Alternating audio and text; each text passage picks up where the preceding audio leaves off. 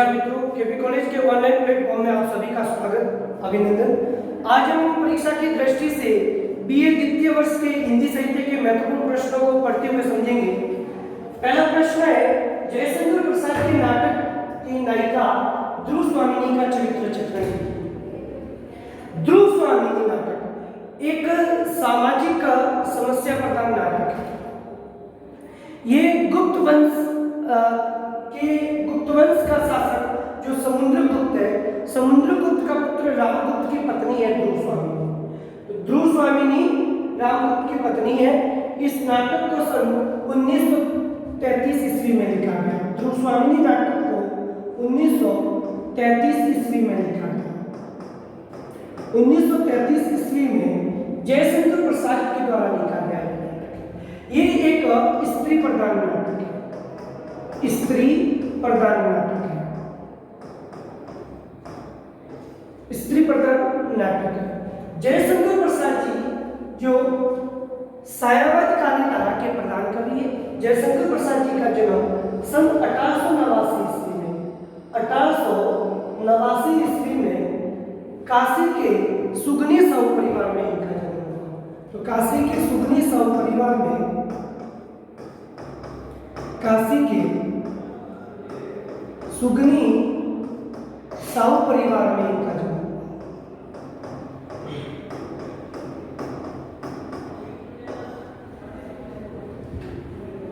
जयशंकर प्रसाद सायावाद के 4 प्रमुख स्तंभों में से एक थे। इन्हें सायावाद का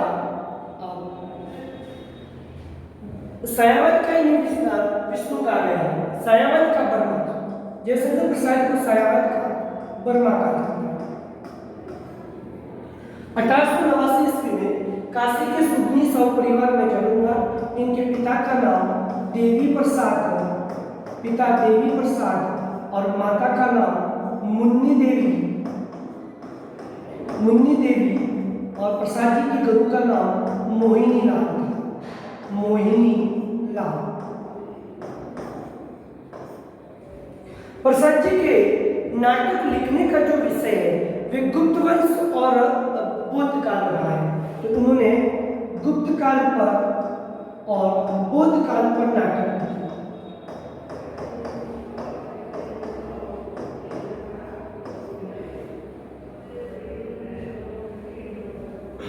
प्रसाद जी की जो मृत्यु है सन 1937 ईस्वी में हुई। जयशंकर प्रसाद शैव दर्शन से प्रभावित थे। तो इनकी शैव दर्शन से प्रभावित थे। शैव दर्शन जयशंकर प्रसाद को देखने को मिलता है। प्रसाद जी ने कई नाटक काव्य कृतियां लिखी। प्रसाद जी के द्वारा लिखी गई काव्य कृतियों में लहर, झरना, आंसू इनकी प्रमुख काव्य कृतियां है। लहर, झरना, आंसू और कामायनी हिंदी का एक महाकाव्य भी है। कामायनी 1935 ईस्वी में लिखा गया। इसमें कुल 15 सर्ग हैं और उनके द्वारा लिखे गए नाटकों में जन्मे का नाटक, स्कंदगुप्त, ध्रुव स्वामिनी, चंद्रगुप्त आदि इनके नाटक हैं। और उपन्यास में कंकाल, तितली और इरावती आदि इनके क्या है उपन्यास। ध्रुव स्वामिनी एक स्त्री प्रधान नाटक है। ये नाटक कुल 3 अंकों में लिखा गया है। 3 दृश्य में लिखा गया ये नाटक है। 3 अंकों में लिखा गया है। इस नाटक की जो नायिका है वह ध्रुव स्वामिनी है, जो समुद्रगुप्त का जो ज्येष्ठ पुत्र है रामगुप्त, जो क्रूर और विलासी शासक है, उनकी पत्नी है ध्रुव स्वामिनी।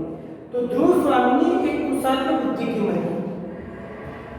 वह रामगुप्त के एक विलासी शासक की पत्नी ध्रुव स्वामिनी एक कुशाग्र बुद्धि की महिला थी।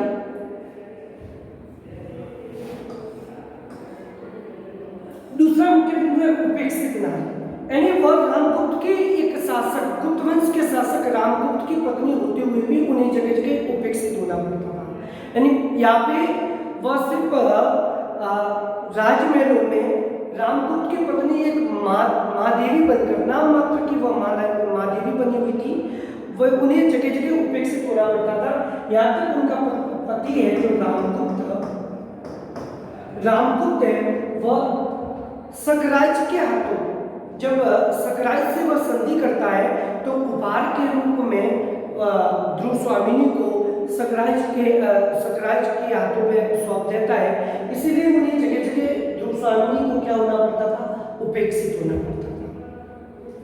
आत्मसम्मान की प्रतिनिधि, वह स्वयं एक आत्मसम्मान की प्रतिनिधि थी, यानी अपने आत्मसम्मान को बनाए रखने के लिए वह अपने प्राण तक न्यौछावर करने के लिए तत्पर थी।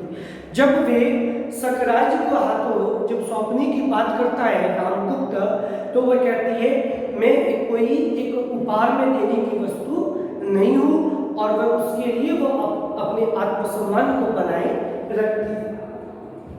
वीरता और साहस की प्रतिमा है, वह अपने पति को रामदूत को समझाती थी, ठीक है, और वह अपने आप स्वयं वह एक वीर नारी, साहसी नारी थी। जब चंद्रगुप्त है वह सकराज के महलों में जाता है सकराज से युद्ध करने के लिए, तो वह उनके साथ ध्रुव स्वामिनी भी स्वयं साथ में जाती है।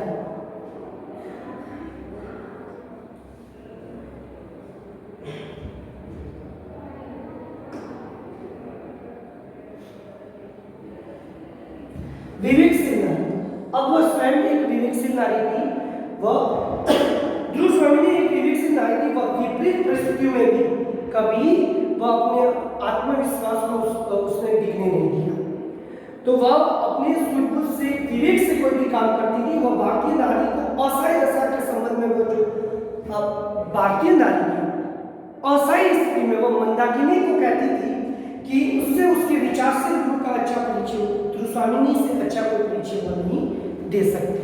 तो वह एक विवेकशील नारी थी और प्रेम के आदर्श भावना। ध्रुव स्वामिनी रामदूत की पत्नी होते हुए भी, रामदूत जो गुप्त वंश का शासक था, रामदूत की पत्नी होते हुए भी रामदूत का जो छोटा भाई है जिस चंद्रगुप्त, वह चंद्रगुप्त से स्नेहित। वास्तविक नायक देखे तो इस ध्रुव स्वामिनी नाटक का जो नायक है वह एक रामदूत है होना चाहिए था, क्योंकि रामदूत में वे सभी गुण थे, चंद्रगुप्त में वे सभी गुण थे जो एक रामदूत में नहीं थे। तो वे प्रेम की आदर्श भावना, यानी वे नाटक के प्रारंभ में ही वह चंद्रगुप्त से स्नेह करती है, प्रेम करती है, और उस प्रेम का जो परिचय है वह अंतिम समय तक वह देती है। जब वह सकराज से युद्ध करने जाता है चंद्रगुप्त, तो उसके साथ ध्रुव स्वामिनी भी साथ में जाती है। सहिष्णुता तथा कोमलता की वह प्रतिमूर्ति है, और व्यंग्य विनोद में भी वह अपने आप में एक निपुण नारी है। अब नाटकीय तत्वों के आधार पर ध्रुव स्वामिनी नाटक की समीक्षा की। ध्रुव स्वामिनी नाटक सन 1933 ईस्वी में लिखा गया। इस नाटक का जो प्रकाशन है सन 1933 ईस्वी में। ध्रुव स्वामिनी नाटक पात्र और चरित्र चित्रण की दृष्टि से एक आदर्श नाटक है। ये गुप्त वंश और शक वंश के बीच में दो वंशों को लेकर लिखा गया नाटक, गुप्त वंश व शक वंश। शक वंश का जो शासक है वह सकराज है, और गुप्त वंश का शासक है वह रामदूत है जो समुद्रगुप्त का पुत्र है। तो पात्रों व चरित्र चित्रण की दृष्टि से यह एक आदर्श नाटक है। कथोपकथन,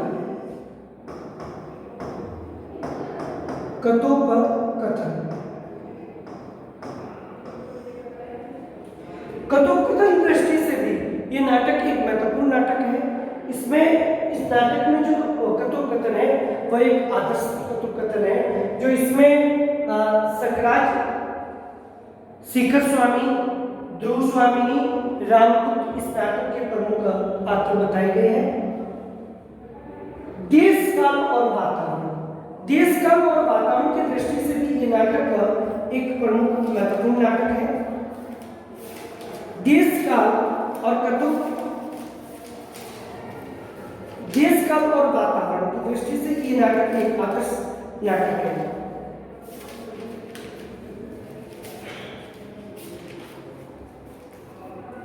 यहाँ पे वातावरण चित्रण में प्रसाद को इस नाटक में अद्वितीय सफलता मिली देश काल और वातावरण की दृष्टि से। जयशंकर प्रसाद को इस नाटक को लिखने में एक अद्वितीय उन्हें सफलता मिली है। और ये नाटक का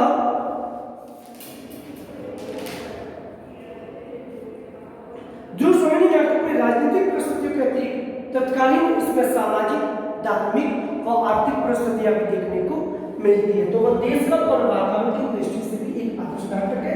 इसमें एक सामाजिक, राजनीतिक व धार्मिक परिस्थितियां देखने को मिलती है। धार्मिक परिस्थितियां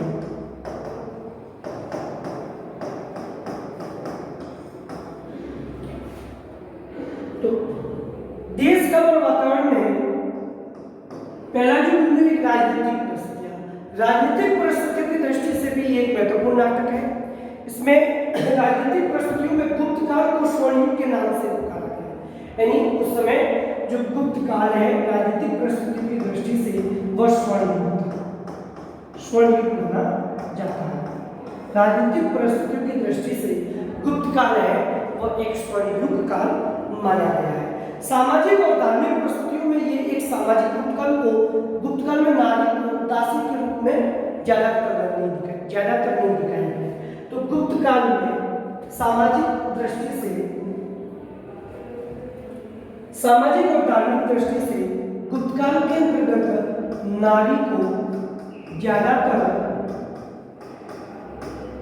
दासी के रूप में नहीं दिखाया।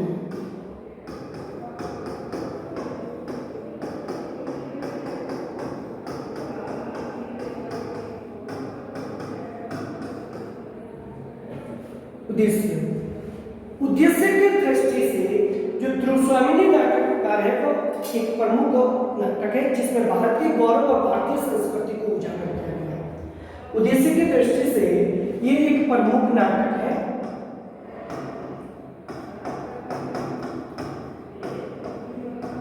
जिसमें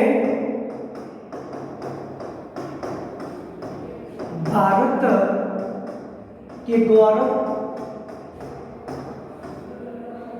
के गौरव व संस्कृति को उजागर किया है। गौरव व भारतीय संस्कृति को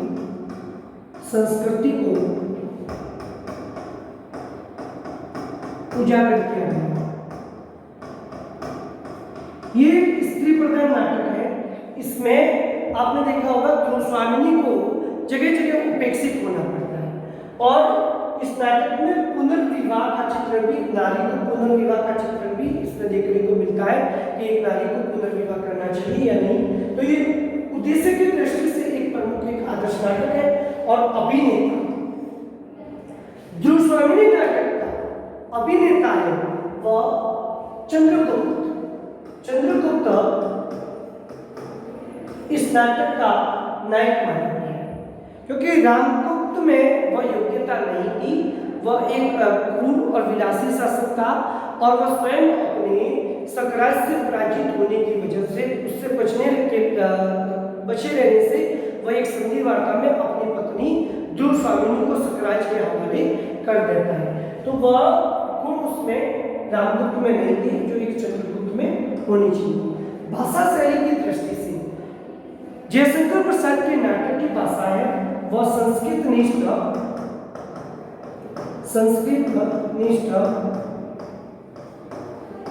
तत्सम प्रधान भाषा।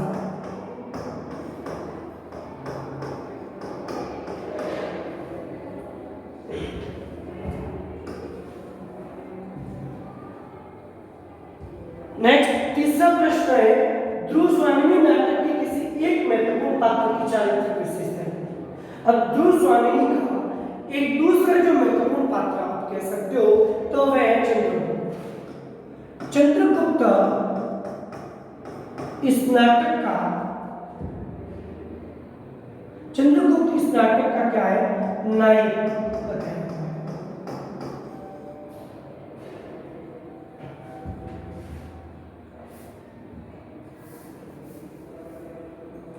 चंद्रगुप्त इस नाटक का क्या है, नायक है। वह रामगुप्त का भाई है, चंद्रगुप्त का छोटा पुत्र है। तो इस नाटक में चंद्रगुप्त इस ध्रुवस्वामिनी नाटक का एक नायक है, जो वह कर्तव्यनिष्ठ है, यानी अपने कर्तव्य को वह बनाए रखता है।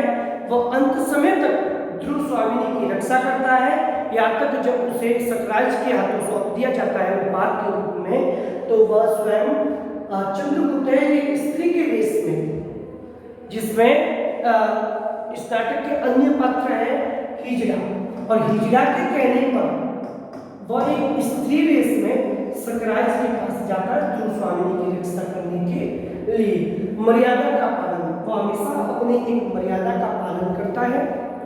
रामगुप्त चंद्रगुप्त का एक बड़ा भाई होने के नाते उसमें यानी शासक बनने की वह योग्यता नहीं होने पर भी वह चंद्रगुप्त एक मर्यादा में रहता है, क्योंकि चंद्रगुप्त जानता है कि रामगुप्त एक क्रूर और विलासी शासक है, और वह क्योंकि बड़े भाई का सम्मान करता है, इसलिए वह हमेशा एक मर्यादा में रहता है। चंद्रगुप्त का जो व्यक्तित्व है वह बड़ा ही आकर्षक बताया गया है, एक वीर और साहसी युवक के रूप में देखा गया है। साहसी और चंद्रगुप्त एक साहसी वीर योद्धा था। जब वह ध्रुवस्वामिनी सकराज के महलों में जाती है तो स्वयं चंद्रगुप्त की उनके साथ जाता है और सकराज को कहता है कि मैं तुम्हारी जो आपसे मैं युद्ध करने के लिए आया हूँ, सामने तुम्हारा काल खड़ा है, यानी स्वयं एक वह वीरता का परिचय देता है। और वह श्रीमान है अनन्य प्रेम। अब वह ध्रुवस्वामिनी के प्रति चंद्रगुप्त है वो अनन्य प्रेम करता है। तो यहाँ पे ध्रुवस्वामिनी और चंद्रगुप्त का एक प्रेम का चित्र भी बताया गया है। वो अपने आत्मसम्मान को बनाए रखता है, वो कभी भी अपने बड़े भाई जो रामगुप्त को है अपने सिंहासन से हटाकर वो स्वयं एक गद्दी पर नहीं बैठता, क्योंकि वह अपने आत्मसम्मान को बनाए रखता है। भाषा शैली की दृष्टि से ध्रुवस्वामिनी की विशेषता। अब भाषा शैली की दृष्टि से ये नाटक है जो एक सरल सुबोध भाषा है, यानी जयशंकर प्रसाद जी की भाषा तत्सम प्रदान होते हुए इस नाटक की भाषा सरल व सुगम है। तत्सम प्रदान होते हुए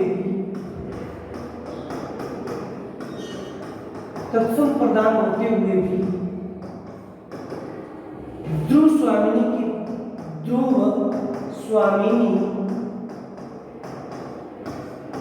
नाटक की भाषा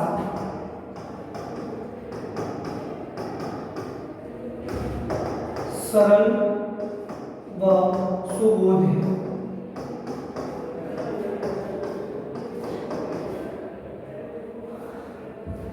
इस नाटक में सजीवता, सरल व महत्वपूर्ण भाषा है, जो एक तत्सम प्रदान होते हुए भी पाठक को एक सरलता से समझ में और प्रभावमत्ता व एक ही शैली में ये भाषा चलती है। और पात्रानुकूल, पात्र के अनुकूल भाषा का संवाद प्रस्तुत किया गया है। पात्रों के अनुकूल संवाद, पात्रों के अनुकूल संवाद।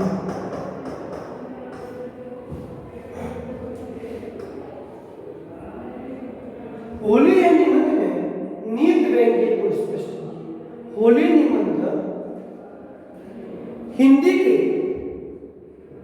जो निबंधकार प्रताप नारायण मिश्र है उनके द्वारा लिखा गया एक व्यंग्यात्मक निबंध। होली निबंध प्रताप नारायण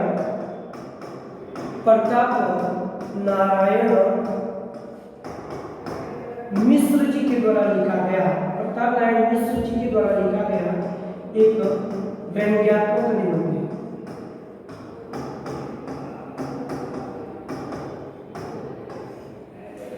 प्रतापनारायण मिश्र का जन्म सन 1856 ईस्वी में 1856 ईस्वी में उत्तर प्रदेश के उन्नाव जिले के बेजी गांव में उनका जन्म, बेजी गांव में जन्म। उत्तर प्रदेश के उन्नाव जिले के बेजी गांव में 1856 ईस्वी में इनका जन्म हुआ और मिश्र जी की मृत्यु है सन 1894 ईस्वी में।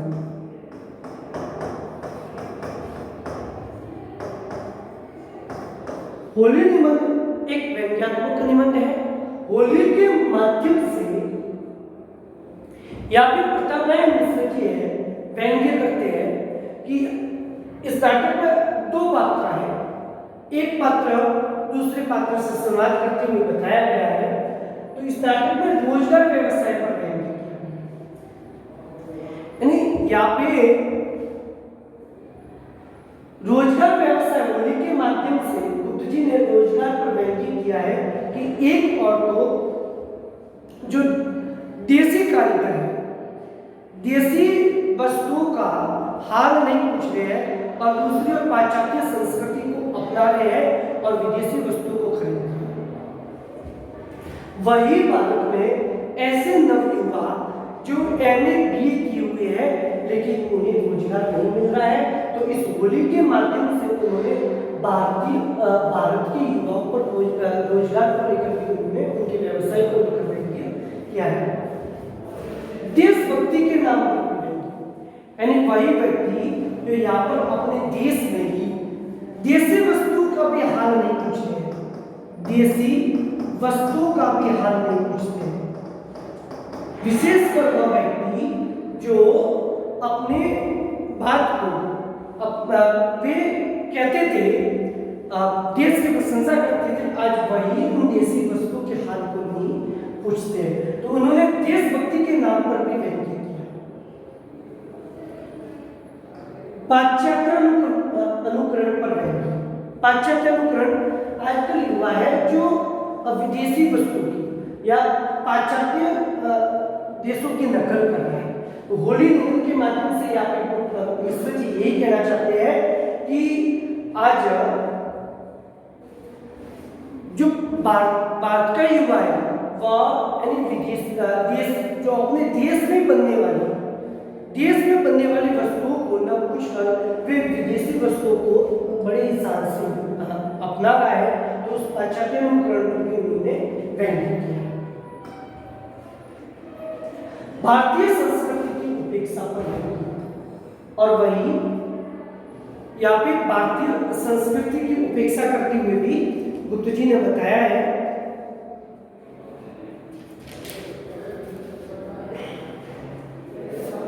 भारतीय संस्कृति पर भी उन्होंने व्यंग्य किया है कि होली निबंध में मिश्र जी ने उन लोगों पर आक्षेप किया कि भारतीय संस्कृति अपने त्योहारों एवं उत्सवों और उमंगों का त्योहार है।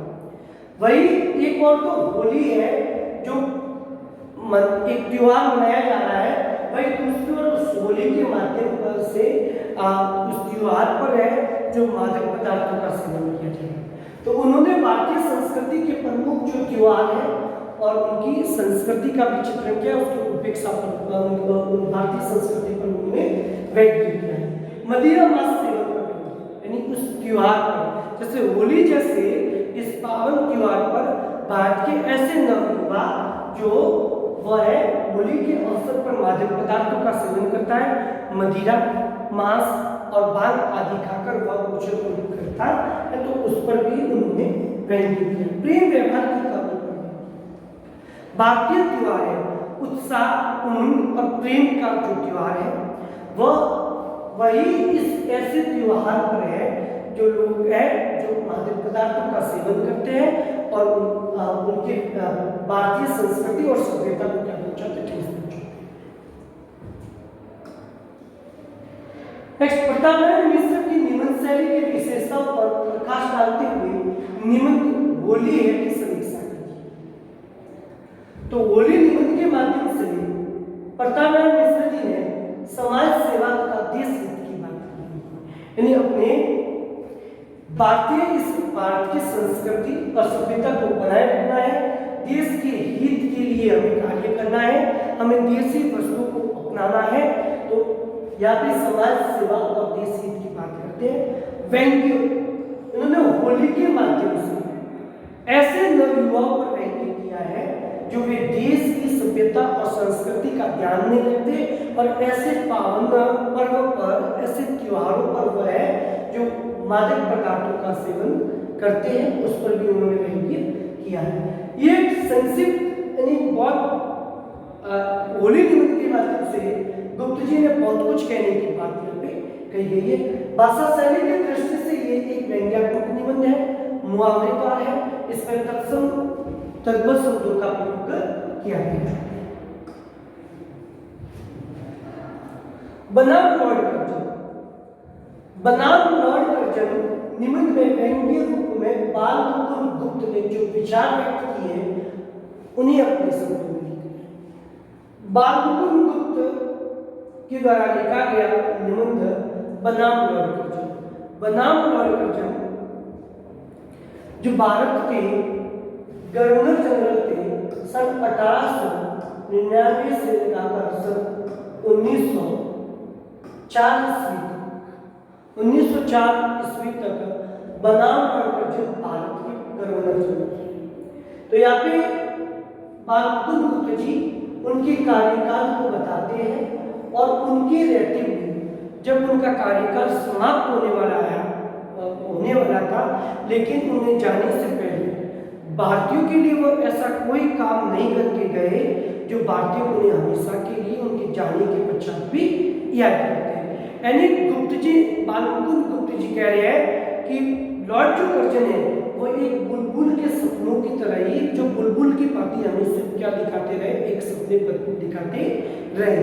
तो यहाँ पे बुलबुल पकड़ने का शौक बालमुकुंद गुप्त ने शिवशंभु नाम से जो ये निबंध लिखा है। तो गुप्त जी को बचपन में पहले बुलबुल पकड़ने का बड़ा ही शौक था। वो अपने मित्रों के साथ बुलबुल पकड़ने जाते, बुलबुल से खेलते, तो उन्हें बुलबुल पकड़ने का बचपन से बड़ा ही शौक था। बालक शिवशंभु का सपना, एक दिन शिवशंभु जब सो रहा था तो उन्हें एक बुलबुल का सपना आता है कि ये पूरा घर उनका बुलबुल में हो जाता है, और जब उसका स्वप्न टूटता है तो उन्हें कुछ भी नहीं दिखाई देते, वो खाट पर पड़े हुए दिखाई देते। यानी कि लॉर्ड कर्जन ने भी इस बुलबुल की बात ही हमें क्या सिर्फ स्वप्न ही बताया। लॉर्ड कर्जन द्वारा बुलबुल उड़ाने का स्वप्न देखा, और लॉर्ड कर्जन भी वैसा ही है जिस तरह से बचपन में शिवशंभु ने, बालमुकुंद गुप्त है जो ये निबंध शिवशंभु के नाम से लिखते हैं, तो शिवशंभु ने जिस तरह से एक सपना देखा था बुलबुल के उड़ने का, उसी बात लॉर्ड कर्जन भी एक बुलबुल के सपनों की तरह ही वे बात करते हैं। उन्होंने इस 5 वर्ष में ऐसा कोई कार्य नहीं किया कि उन्हें जाने के पश्चात भारतीय उन्हें याद करे। उन्होंने सिर्फ एक दिल्ली दरबार एडवर्ड सप्तम के आने पर, एडवर्ड सप्तम के आने पर उन्होंने दिल्ली दरबार का आयोजन किया था। और दूसरी बात, कोलकाता में उन्होंने एक मेमोरियल हॉल का जो निर्माण किया था, तो सिर्फ उन्होंने एक कार्य अपने दिखाने के लिए किया है, यानी भारतीयों के गरीबों के हित के लिए ऐसा कोई उन्होंने कार्य नहीं किया जो उन्हें जाने के पश्चात भी वह भारतीय हमेशा उन्हें याद करें। तो वे सिर्फ एक लॉर्ड कर्जन है, वह बुलबुल उड़ाने का सपना देखने के जैसे कार्य करते थे। लॉर्ड कर्जन के कार्यकाल पर भी गुप्त जी ने व्यक्त किया कि भाई उनका कार्यकाल समाप्त होने वाला है और वे एक बुलबुल उड़ाने का जैसे हमें सपने दिखाते रहे हैं, क्योंकि उन्होंने कोलकाता में एक मेमोरियल हॉल का जो निर्माण किया, उसके बाद मूर्ति जो स्थापित की है वह गरीबों के हित के लिए कोई उसके उनके लिए वह योग्य नहीं, क्योंकि वह तो सिर्फ धनी वर्ग के लिए चंद मिनटों के लिए वह देखने की एक वस्तु है, जो गरीबों के लिए वह कोई महत्वपूर्ण बात नहीं है। और दिल्ली दरबार का जो आयोजन किया, जिसमें लाखों रुपए खर्च किए गए, और वह सिर्फ एक अमीरों के लिए किया गया था। तो अपनी प्रसिद्धि के लिए उन्होंने ये कार्य किया। दिल्ली दरबार के नाम पर गुप्त लॉर्ड कर्जन ने दिल्ली दरबार का आयोजन किया, और दिल्ली दरबार का आयोजन एडवर्ड सप्तम के आने पर इन्होंने दिल्ली में दिल्ली दरबार का आयोजन किया था, जिसमें लाखों रुपए का अपव्यय किया गया, लेकिन इसमें गरीबों के हित का कोई फायदा नहीं हुआ, इसीलिए सिर्फ नामात्र का उन्होंने दिखावा किया। यहाँ पे बालमुकुंद गुप्त जी उन्हें अंतिम चेतावनी देते हैं कि आप जब अपने कार्यकाल समाप्त होने के पश्चात जब अपने देश में जा रहे हो, उससे पहले, जाने से पहले आप गरीबों के लिए कुछ ऐसा काम करके जाओ जो आपको ये भारतीय अंतिम समय तक आपको याद रखे। वे याद दिलाते हैं कि जिस तरह से भारत में लॉर्ड रिपन का कार्यकाल रहा और लॉर्ड रिपन को आज भी याद किया जाता है, उसी बात वे अंतिम चेतावनी देते हुए कहते हैं कि जाने से पहले आप कुछ ऐसा काम करते जाओ कि भारतीय आपको याद रहे। शासन सत्ता का दुरुपयोग। अब इतने साल उन्होंने कुछ अपने कार्यकाल में कोई नहीं किया। इनका कार्यकाल की सीमा मैंने बताई 1899 से 1904 ईस्वी तक रही है। इस कार्यकाल में उन्होंने ऐसा कोई काम नहीं किया जो उन्हें याद किया जाए। उन्होंने अपने शासन का दुरुपयोग किया। स्मारक की उपयोगिता। अब उन्होंने विक्टोरिया मेमोरियल हॉल के बाहर जो स्मारक बनाया, मूर्ति बनाई गई, वो मूर्ति वास्तव में सिर्फ अमीर है जो उनके देखने के लिए थी, गरीबों के लिए तो वो कोई उपयोगी नहीं थी। और उस स्मारक के बनाने से क्या फायदा? उस स्मारक पर तो सिर्फ वो क्या है, एक पक्षियों के बैठने का स्थान बन जाएगा। तो यहाँ पे बालमुकुंद गुप्त जी कहते हैं कि आप कुछ ऐसा काम कीजिए जो भारतीय आपको क्या करे, याद करे। और कर्तव्य पालन की भी उनकी में चेतावनी देते हैं। श्रद्धा और भक्ति निबंध में बुद्धि और भावों का अद्भुत सामंजस्य देखने को मिलता है इस कथन की सदस्य। श्रद्धा भक्ति निबंध, श्रद्धा भक्ति निबंध आचार्य रामचंद्र शुक्ल जी के द्वारा लिखा गया।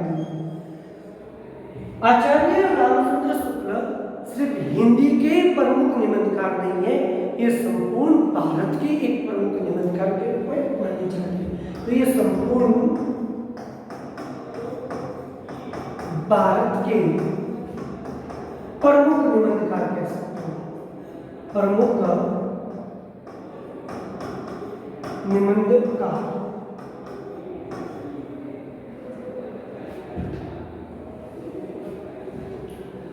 तो उन्होंने बुद्धि और भावों का एक अद्भुत सामंजस्य होता है। बुद्धि और भावों का क्या सामंजस्य है, इन्होंने श्रद्धा भक्ति निबंध के माध्यम से बताया। ये श्रद्धा भक्ति निबंध है चिंतामणि से संकलित। उनका निबंध संग्रह चिंतामणि से ये निबंध लिया गया है, जिसमें उसका एक सामान्य विवेचन जो आचार्य रामचंद्र शुक्ल जी के द्वारा लिखा गया निबंध श्रद्धा भक्ति निबंध चिंतामणि निबंध संग्रह से संकलित है।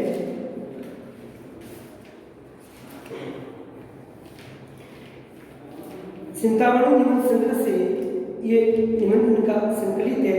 इस निबंध में उन्होंने वैचारिकता विषय का प्रतिपादन, लोक मंगल की भावना आदि इस निबंध में देखने को मिलती है। और ये एक निबंध है, एक शैली विश्लेषणात्मक है। ऐसा एक विश्लेषणात्मक निबंध है, विश्लेषणात्मक निबंध।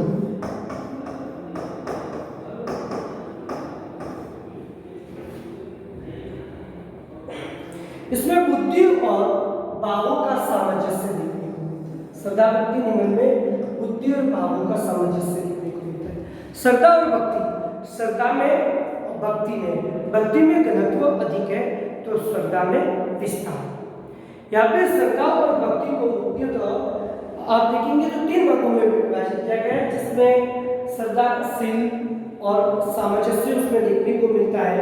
तो यहाँ पे बुद्धि और भावों का सामंजस्य, जिसमें शुक्ल जी ने इस निबंध में बताया कि उन्हें निबंधों में व्यक्तित्व का अद्भुत बुद्धि और भावों का सामंजस्य में एक व्यक्तित्व का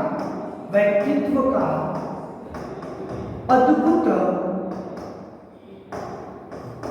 सामंजस्य देखने को, श्रद्धा भक्ति निबंध में व्यक्तित्व का एक अद्भुत सामंजस्य है, जिसमें वास्तव में शैली का एक ऐसा व्यक्तित्व से उदित हुआ है जिसमें गहन चिंतन, तीव्र अनुभूति और प्रखर कल्पना की रेखा स्पष्ट दिखाई देती है। इस निबंध में गहन चिंतन व तीव्र अनुभूति, गहन चिंतन और तीव्र अनुभूति इस निबंध में देखने को मिलती है। समन्वय अन्यत्र देखने को नहीं मिलता। अब जो श्रद्धा भक्ति निबंध में जो ऐसा समन्वय है वह अन्य आचार्य रामचंद्र शुक्ल जी के निबंधों में ऐसा अन्य जो समन्वय है वह कहीं देखने को नहीं मिलता। ये हृदय और तर्क का इसमें सामंजस्य है। इस निबंध में हृदय का निबंध है, हृदय और तर्क शक्ति का क्या है, इसमें एक सामंजस्य है। शुक्ल जी के निबंधों में हृदय और तर्क शक्ति का एक अद्भुत सामंजस्य है। यहाँ पे उन्होंने इन भावों और मनोविकारों से संबंधित निबंध भी लिखे। भाव और मनोविकारों से संबंधित निबंध भी लिखे। भावों व मनोविकारों से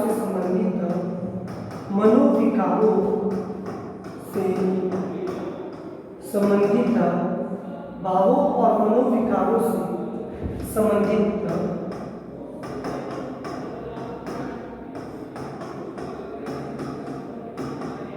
निबंध भी लिखे। तो उन्होंने भावों और मनोविकारों से संबंधित निबंध भी लिखे और हृदय एवं तर्क शक्ति का इसमें सामंजस्य देखने को मिलता है, जिसमें इनके निबंधों में श्रद्धा भक्ति, करुणा, लोभ और प्रीति आदि इनके प्रमुख गुण हैं। श्रद्धा और भक्ति, करुणा, लोभ और प्रीति, लोभ और प्रीति और घृणा आदि इनके प्रमुख क्या है, निबंध है। इनमें भी, इन निबंधों में भी हृदय और तर्क शक्ति दोनों का सामंजस्य देखने को मिलता है, विचार एवं भाव का संबंध। आचार्य शुक्ल ने मनोविकारों से संबंधित जितने भी निबंध लिखे उसमें मनोविकारों का गहराई के साथ उन्होंने विवेचन किया। तो मनोविकारों से संबंधित ये भी एक मनोविकार निबंध है और मनोविकारों से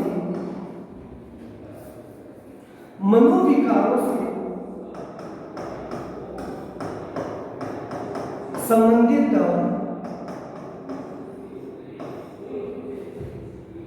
शुक्ल जी ने जितने भी मनोविकारों से संबंधित निबंध लिखे हैं उसमें विचार एवं भावों का सामंजस्य देखने को मिलता है। ऐसे निबंधों में बीच बीच में कुछ ऐसे सरल और रोचक उदाहरण भी दिए गए हैं। तो इस मनोविकार निबंधों में कोई सरल व रोचक उदाहरण भी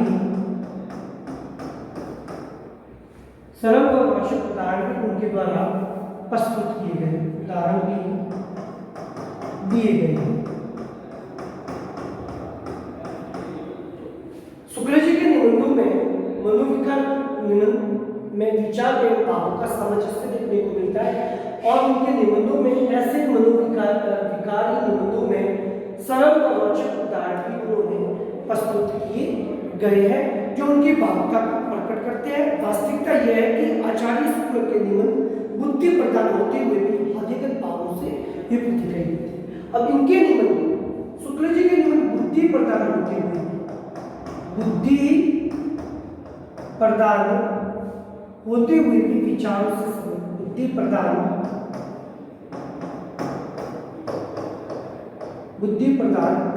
निबंध होते हुए भी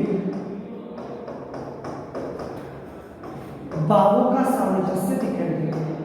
भावों का सामंजस्य, तो शुक्ल जी के निबंध श्रद्धा भक्ति निबंध बुद्धि प्रदान होते हुए भी उनमें भावों का सामंजस्य देखने को मिलता है।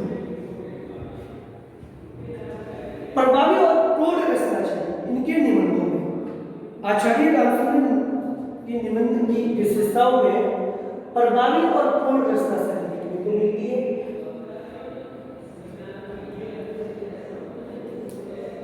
प्रभावी और प्रौढ़ रचना शैली उनके निबंधों की प्रमुख विशेषता है। भाषा सौष्ठव, भाषा की दृष्टि से शुक्ल जी के जो निबंध है वे एक आदर्श निबंध है और उनकी भाषा सरल, सुगम, सुबोध भाषा देखने को मिलती है। यहाँ पे शुक्ल जी का जो शैली शिल्प है, जिसमें भावात्मक शैली, उनके निबंध लिखने की जो शैली है, यानी एक भावात्मक शैली का प्रयोग किया इन्होंने। भावात्मक शैली उनके निबंधों में देखने को मिलती है। दूसरी गवेषणात्मक शैली भी इनकी एक प्रमुख विशेषता है। गवेषणात्मक शैली के पश्चात समीक्षात्मक शैली में, समीक्षात्मक शैली और समीक्षात्मक शैली में समीक्षात्मक शैली भी इनके निबंध की एक प्रमुख विशेषता है, जिसमें शास्त्रीय विषयों की आलोचना में इस शैली का प्रयोग किया। शास्त्रीय विषयों में समीक्षात्मक शैली का प्रयोग किया। शास्त्रीय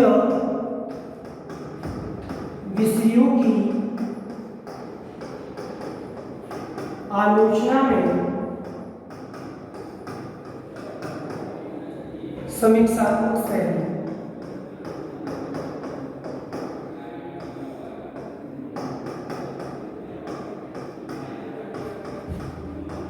तो शास्त्रीय विषयों पर जब आलोचना करते थे तो उसमें समस्यात्मक शैली का प्रयोग किया गया है। उनके निबंधों में आपको हास्य व्यंग्य प्रधान शैली भी देखने को मिलेगी और हास्य व्यंग्य उनका क्या है, एक उद्देश्य भी है।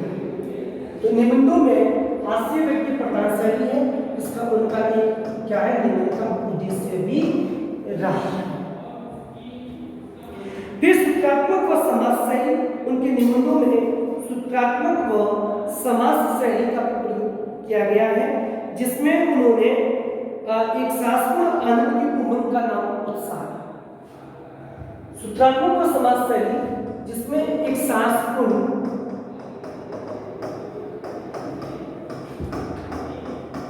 उमंग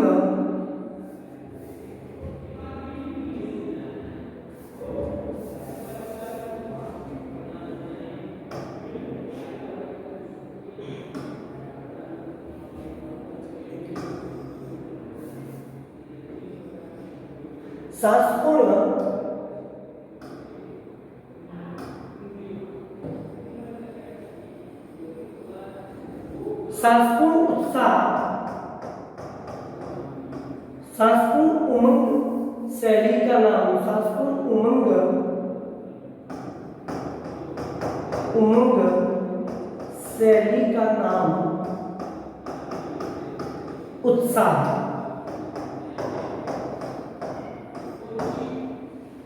वर्णनात्मक शैली, अब इनके निबंध लिखने की शैली, निबंध की विशेषता है, जिसमें समीक्षात्मक शैली, जो शास्त्रीय विषय व आलोचना में समीक्षात्मक शैली का प्रयोग किया गया है। हास्य व्यंग्यात्मक शैली लिखने का उनका निबंध का एक उद्देश्य रहा है और सूत्रात्मक व समास शैली भी इनके निबंधों में देखने को मिलती है। वर्णनात्मक शैली इनके निबंध लेखन की एक प्रमुख क्या है, विशेषता है। आचार्य रामचंद्र शुक्ल की निबंध कला की प्रमुख विशेषता, अब देखिए निबंध कला की विशेषता, अभी वर्णनात्मक शैली, समीक्षात्मक शैली, वर्णनात्मक समीक्षात्मक शैली, हास्य व्यंग्य शैली, ये भी इनके निबंध की एक प्रमुख क्या है विशेषताएं है, जिसमें गंभीर विवेचनात्मक निबंध भी है, भाव और बुद्धि तत्व का सुंदर समन्वय भी दिखाई देता है। उनके निबंध अधिकतर मनोवैज्ञानिक, जैसे श्रद्धा भक्ति निबंध भी एक मनोविकास से संबंधित निबंध लिखा गया है, और नवीनता एवं मौलिकता उनके निबंध की एक प्रमुख विशेषता रही है। अशोक के फूल निबंध में जो विचार व्यक्त किए गए हैं उन्हें संक्षेप में लिखिए। अशोक के फूल। अब अशोक का फूल आचार्य हजारी प्रसाद द्विवेदी जी के द्वारा लिखा गया है। आचार्य हजारी प्रसाद द्विवेदी जी के द्वारा लिखा गया एक निबंध है।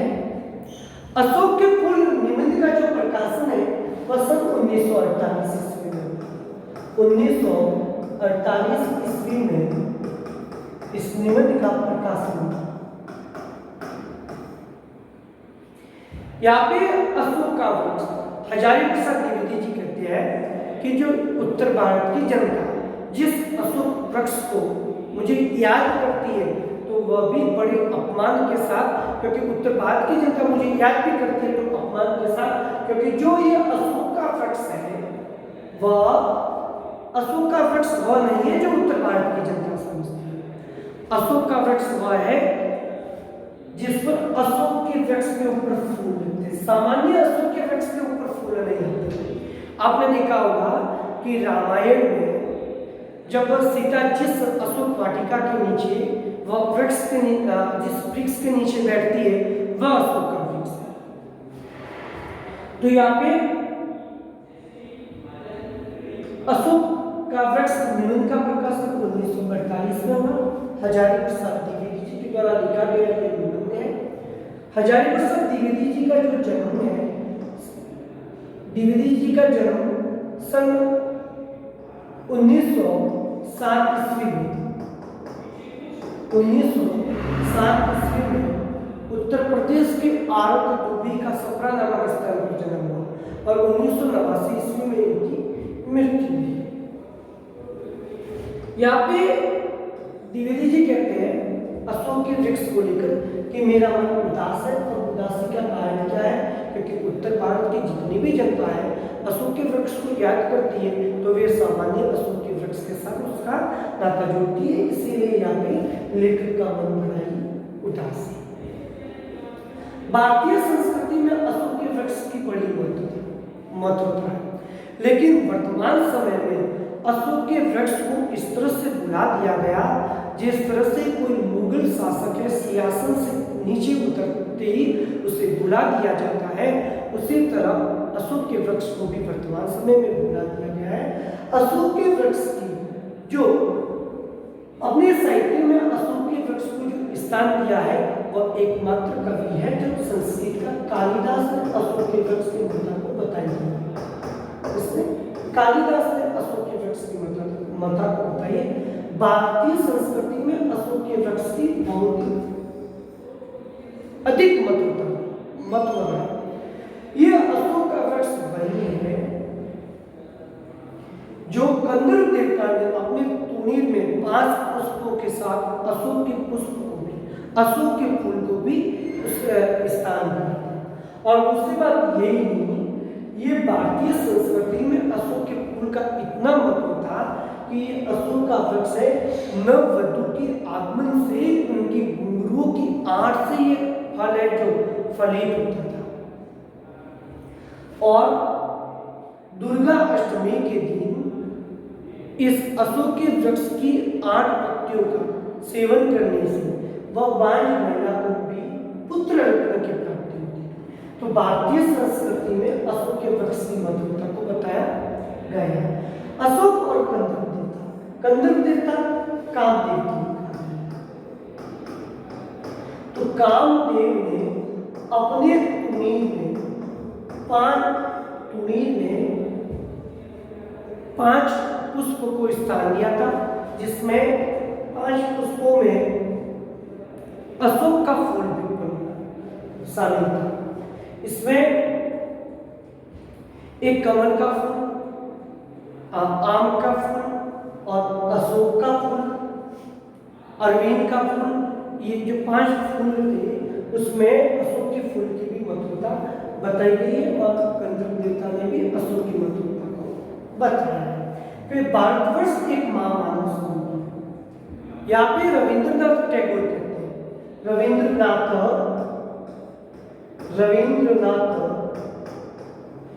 टैगोर, रविंद्रनाथ टैगोर ने इस भारत को महामानव समुद्र कहा है। जिस तरह से समुद्र में अनेक जो नदियां हैं अलग अलग दिशाओं से आकर मिलती है, उसी तरह इस भारत देश में भी असुर आए, आर्य आए, शक आए, गुप्त आए, गुण आए, कई पारी जातियां इस भारत में आई। इसीलिए यहाँ पे रविंद्रनाथ टैगोर ने भारत को एक महामानव समुद्र बताया।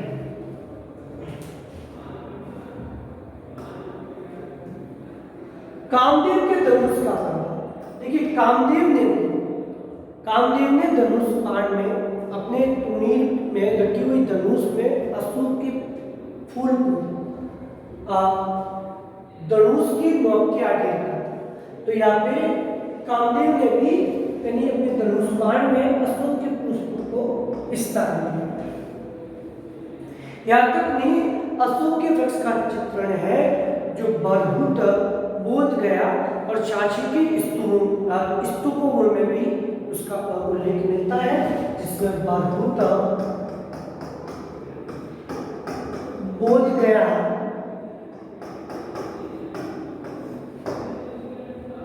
और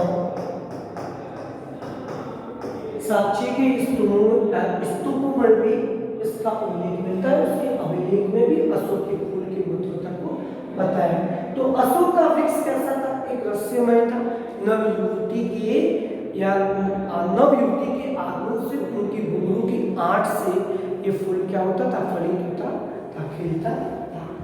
अशोक सामंत सभ्यता का भी प्रतीक था, यानी एक सामंत और सभ्यता का अशोक का वृक्ष प्रतीक था।